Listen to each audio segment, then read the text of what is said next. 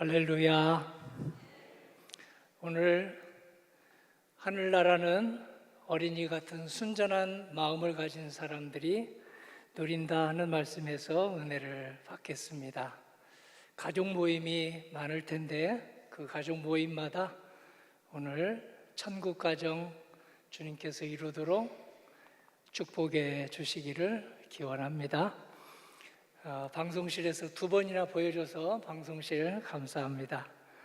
또 성가대 아주 주기도문을 저희들에게 따라 부를 수 있도록 노래로 해주시니 더욱 은혜가 됩니다. 그림 하나를 보여주겠습니다. 바로 오늘 본문 아이 같은 순전한 사람들이 천국을 이룬다는 그림을 독일의 표현주의 화가 에밀 놀테가 그렸는데요. 그림을 보면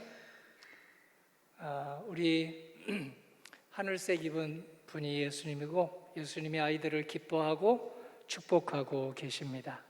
한 아이를 안아주고 계시는데요. 예수님께 안긴 아이가 눈을 동그랗게 뜨고 주님과 눈을 맞추고 있습니다. 예배하는 이 시간 우리도 우리 주님과 눈을 맞추는 예배 시간입니다. 그 뒤에 있는 아이들도 예수님 저도 안아주세요 하고 지금 순서를 기다리고 있는데요.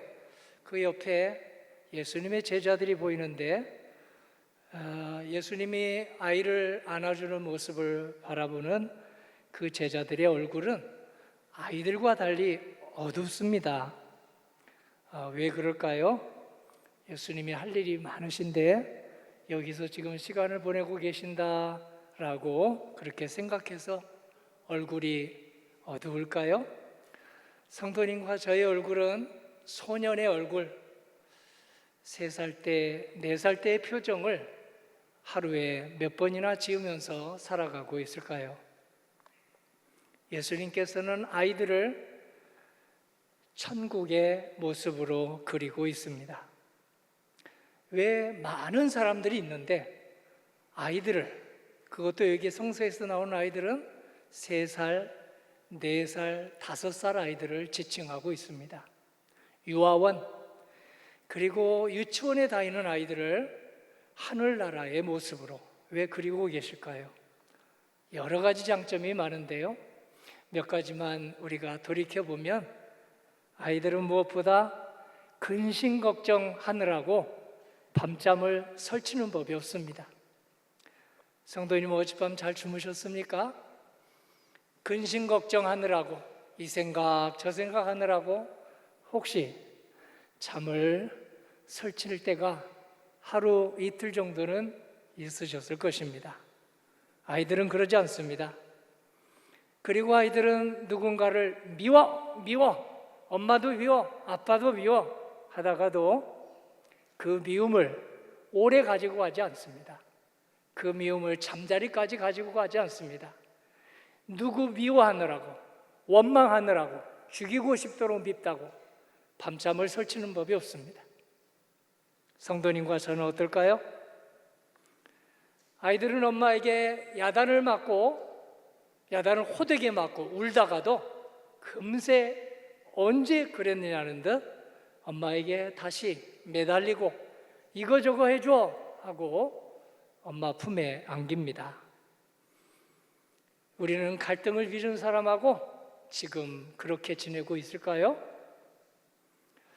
아이들은 욕심을 한껏 부리다가도 내가 언제 욕심 부렸냐는 듯 엄마가 아빠가 또다시 자그마한 것이라도 하나 주면 그거 가지고 좋아하면서 행복해하고 기뻐합니다. 여러분과 저는 어떨까요? 큰 것만 좋아하고 비싼 것만 좋아하면서 살고 있을까요? 이와 같은 아이들의 순전함을 하늘나라 간 사람들이 기뻐하고 누린다고 말하고 있습니다. 오늘 본문 말씀이 그렇습니다. 마태복음 19장 14절입니다. 어린아이들을 용납하고 내게 오는 것을 금하지 말라. 천국이 이런 사람의 것이니라. 어린이는 자기 약함을 아는 사람입니다. 어린이는 하나님을 의지하는 사람입니다. 자기가 천년만년 살지 못하고 이 땅에서 100여 년 정도 살다가 나를 보내신 하나님에게로 다시 돌아가야 하는 존재, 조금만 삐끗해도 아파서 누워야 하는 존재, 그리고 다른 사람의 도움이 없이는 제대로 살 수 없는 존재임을 깨닫는 사람을 오늘 어린이 3살, 4살, 5살 어린이로 표현하고 있습니다. 의사 출신 제자가 한 명 있습니다. 누가인데요. 누가도 하늘나라는 어린아이와 같다, 어린아이 같은 사람들의 것이다 하고 이렇게 증거합니다. 누가복음 18장 16절입니다. 어린아이들이 내게 오는 것을 용납하고 금하지 말라. 하나님의 나라가 이런 자의 것이니라. 내가 진실로 너희에게 이르노니 누구든지 하나님의 나라를 어린아이와 같이 받아들이지 않는 자는 결단코 거기 들어가지 못하리라. 오늘 예배 드릴 때 3살 아이처럼 우리 지금 예배 드립니까? 4살짜리처럼 찬송하고 있을까요? 5살 아이가 엄마 이거 줘, 저거 줘 하는 것처럼 그렇게 기도하고 있을까요? 제자들은 나이 들어서 예수님을 만났습니다. 나이 든 제자들에게 예수님께서 3살, 4살, 5살 아이들의 심성을 갖도록 3년 넘게 교육하시고 훈련하십니다. 그런데 제자들 사이에 3년 동안 교육을 받고도 오늘 그들이 큰 변화가 없었습니다. 누가 큰 사람이냐? 예수님이 왕이 될 게 분명하다라는 소문이 자자한데, 만일 이 땅에 왕이 예수님이 되시면 누가 총리가 될까? 누가 기획재정부 장관을 맡을까? 누가 교육을 책임 맡을까? 하는 것으로 서로 다툼이 일어났습니다. 그때 예수님께서 3살, 4살, 5살 아기를 앞세워 세우시고 천국은 이런 아이들이 총리 이상으로 우대받고 기획재정부 장관 이상으로 우대받고 교육부 책임을 맡은 사람으로 대우받는 곳이다 라고 말씀해 주십니다. 누가복음 9장 48절입니다. 누구든지 내 이름으로 일어나기를 영접하면 곧 나를 영접하며 또 누구든지 나를 영접하면 곧 나를 보내신 이를 영접함이라. 너희 모든 사람 중에 가장 작은 이가 가장 작은 그가 큰 자니라. 아멘. 예수님께서는 이렇게 3, 4, 5살 어린아이처럼 순전한 이들, 순수한 이들, 계산하지 않는 이들, 그리고 미움을 금방 잊어버리는 이들이 하늘의 기쁨을 여기에서부터 누리고 하늘의 행복과 사랑을 여기에서부터 키워간다고 말씀하십니다. 어린아이처럼 자기를 한껏 낮추어서 나는 엄마 없이는 못 살아, 나는 아빠 없이는 못 살아 하는 것처럼 하나님 없이 내가 어떻게 하루라도 제대로 사람답게 살 수 있겠느냐 하고 주님께 안기는 사람들입니다. 마태복음 18장입니다. 너희가 돌이켜 어린아이들과 같이 되지 아니하면 결단코 천국에 들어가지 못하리라. 그러므로 누구든지 이 어린아이와 같이 자기를 낮추는 사람이 천국에서 큰 자니라. 또 누구든지 내 이름으로 이르는 어린아이 하나를 영접하면 곧 나를 영접함이라. 이 말씀을 기록한 사람은 아주 계산이 빨랐던 세무월 출신 마태입니다. 마태가 계산하면서 살다가 예수님을 만나고 계산하지 않으면서 살게 되었습니다. 예수님을 만나고 오늘 머리 굴리며 살던 마태가 이제 머리 굴리는 게 능사가 아니구나 하고 살게 되었습니다. 아이들이 오는 것을 용납하라는 예수님 말씀은 아이뿐만 아니라 내 앞에 앉은 사람, 옆에 앉은 사람, 뒤에 앉은 사람 연령 불문하고 잘 맞이하고 인사하고 환영하고 대우하라는 말씀입니다. 용납하고 대우하고 환영하면 하나님께서 반드시 대우하는 사람, 용납하는 사람, 환영하는 사람을 하늘의 기쁨, 하늘의 평화로 축복해 주시고 서로 대우받고 서로 환영하고 서로 우대하는 곳 속에서 오늘 주님의 나라의 지경을 넓혀가게 해주신다고 말씀하십니다. 어떤 교회가 잘 될까요? 잘 되는 교회는 특징이 여러 가지가 있는데요. 그 중에 하나의 특징은 바로 대우를 서로 하는 곳입니다. 우대를 서로 하는 곳입니다. 서로 내 부모님처럼, 내 형처럼, 내 누나처럼, 내 아우처럼 여기는 곳이, 그런 교회가 잘 된다. 지난 100년 동안 우리는 어떻게 살아왔을까요? 앞으로의 100년, 주님은 가정과 똑같은 곳이 되도록, 천국을 가장 닮은 곳이 가정이고 교회가 되도록 축복해 주십니다. 사도 바울이 그런 교회를 세웠습니다. 말씀의 능력으로, 성령의 능력으로 교회를 세우고 성도님들에게 항상 비슷한 설교를 했습니다. 들어보십시오. 바울의 설교입니다. 에베소서 4장 2절입니다.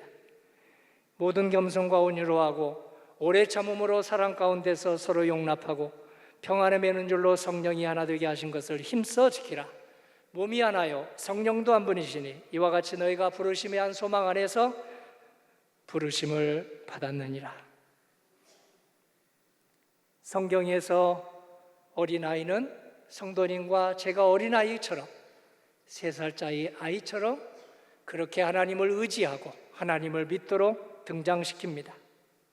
사람이 주님을 믿고 나이 들어가면 특징이 있습니다. 어린아이 같아집니다. 욕심꾸러기 어린아이가 아니라 욕심을 금방 잊고 작은 것을 엄마가 줘도 감사하고 기뻐하는 어린아이처럼 점점 순전해지며 눈빛도 순전해지는 사람으로 변합니다.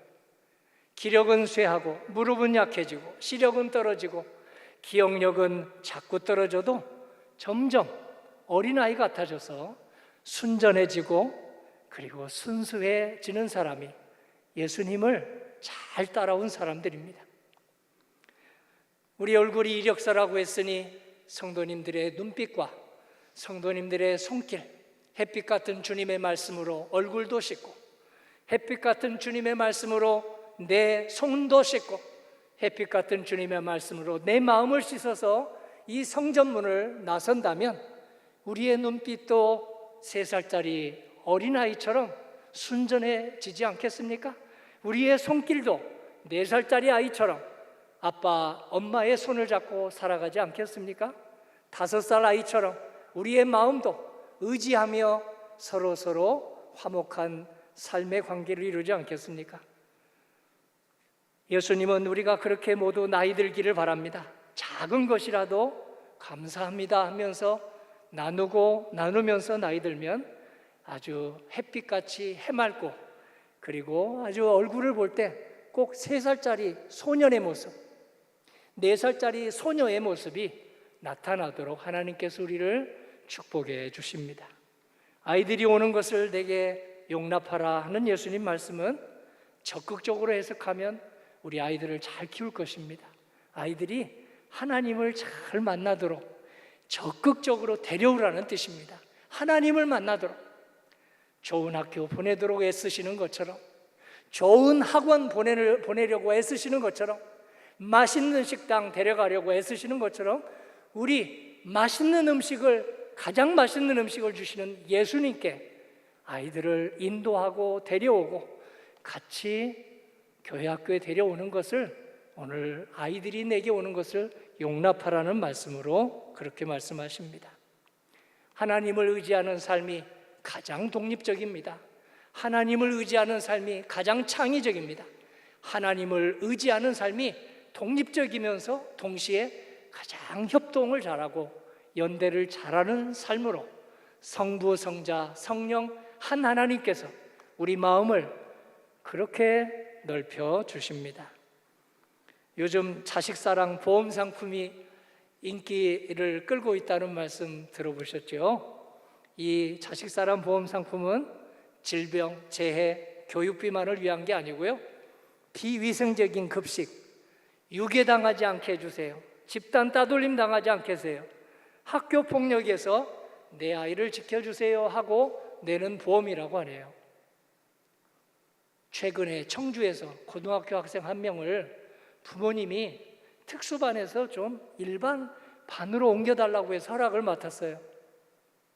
일반반 아이들하고 지내다가 그만 이 아이가 마음의 병이 심했던지 그만 교장 선생님과 그 주변 선생님들에게 가져온 그냥 무기로 많이 다치게 하고, 또 학교 교문으로 나가서 차 문을 두드리고 그 차 안에 타고 있던 사람들을 또 해코지했다고 해서 발칵 뒤집힌 적이 있습니다. 우리 학교 보내는 부모님들의 마음이 얼마나 덜컹했을까요? 그 아이가 건강해지기를, 그 아이를 치료하는 정신과 의사 선생님의 그 손길이 라파 하나님의 손길이 되기를 기도합니다. 최근 설문조사에 어린이들의 가장 큰 고민은 공부라고 밝혀졌습니다. 10명 중 7명이 공부하는 게 제일 큰 고민이에요 하고 대답했고요. 그리고 또 두 번째 고민은 친구관계, 세 번째 고민은 내 외모 좀 어떻게 뜯어 고칠 수 없을까요? 하는 고민이라고 합니다. 그리고 하루 노는 시간이 2시간밖에 되지 않아서 노는 시간 조금 늘려주면 좋다는 대답이 나왔습니다. 이런 교육환경에서 자라는 아이들에게 어떤 선물을 준비하십니까? 용돈 준비하셨죠? 맛있는 식당 데려갈 준비하셨죠? 그리고 아주 재미있는 동산에 데려갈 준비도 하셨을 것입니다. 모두 좋습니다. 그런데 아동교육 전문가들에 의하면 좋은 음식을 먹이든 용돈을 아주 풍성하게 주든 놀이동산에 데리고 가든 꼭 잊지 말아야 될 것이 아이들과 교감을 나누는 부모, 아이들하고 사랑의 교감을 나누고 아이들하고 믿음의 교감을 나누지 않고 아무리 많이 먹여도, 아무리 용돈을 많이 줘도, 아무리 좋은 곳에 데려가도 아이들이 부모의 소망만큼 자라지 못한다, 이렇게 증언합니다. 평생을 아동교육 전문가로 살아온 한 사람이 있습니다. 미국 할머니인데요, 지금 하늘나라 갔습니다. 그 할머니가 3명의 자녀들을 훌륭하게 키워냈습니다. 그리고 여러 명의 증손자를 아주 모범적으로 키워냈습니다. 그가 선수, 아동교육 전문가로 종사했습니다. 그리고 아이들은 생활에서 배운다, Children Learn What They Live라고 하는 시를 썼는데요, 지금 그가 이 시를 발표한 이래로 70년 동안 모든 부모님들의 애송시, 첫 번째 애송시가 되었고 선생님들의 첫 번째 애송시가 되었습니다. 그 내용을 우리 주님을 믿고 만든 시이기 때문에 전문을 띄워봅니다. 꾸지람받고 자란 아이 남을 비난하게 되고, 미움받고 자란 아이 싸움질을 하게 된다. 두려움 속에 자란 아이 근심을 배우고, 놀림받고 자란 아이 대인 기피증을 배우고, 질투받고 자란 아이 시기심을 배운다. 칭찬 속에 자란 아이 자신감을 배우고, 너그러움 속에 자란 아이 인내심을 배운다. 격려 속에 자란 아이 고마워하는 삶을 배우고, 사랑받고 자란 아이 사랑을 배운다. 관심 속에 자란 아이 자긍심을 배우고, 인정받고 자란 아이 목표 세우는 것을 배운다. 보답 속에 자란 아이 유익함을 배우고, 나누며 자란 아이 나누는 삶을 배운다. 정직함 속에 사는 아이 진실된 삶을 배우고, 공정한 대우를 받으며 자란 아이 공의를 배운다. 친절함 속에 자란 아이 남을 존중하는 법을 배우고, 평안함 속에 자란 아이 사람에 대한 신뢰를 배우고, 다정함 속에 자란 아이 세상이 살기 좋은 곳임을 배운다. 자녀들하고요, 손자 손녀들하고 가능한 많이 교감을 나누는 부모가 최고라는 시입니다. 교감을 나누는 할머니 할아버지가 최고의 믿음의 할머니 할아버지가 된다는 그런 증언입니다. 찬송과 기도 소리를 들으며 5월 한 달 동안, 아니 평생 동안 시간이 날 때마다 믿음을 가지고 교감을 나누고 사랑의 마음으로 교감을 나눌 때 하나님께서 함께해 주시며 축복해 주시리라 믿습니다. 우리 모두 주님이 우리와 교감을 나누십니다. 상호작용하십니다. 기도하면 들어주시고 두드리면 들어가게 하시고 찾으면 만나주시고 구하면 가장 선한 것으로 우리를 채워주십니다. 그런 마음으로 자녀들, 손녀, 손자를 대하셔서 인재가 성도님 속에서 자라나기를 주님의 이름으로 간절히 기원합니다. 아멘.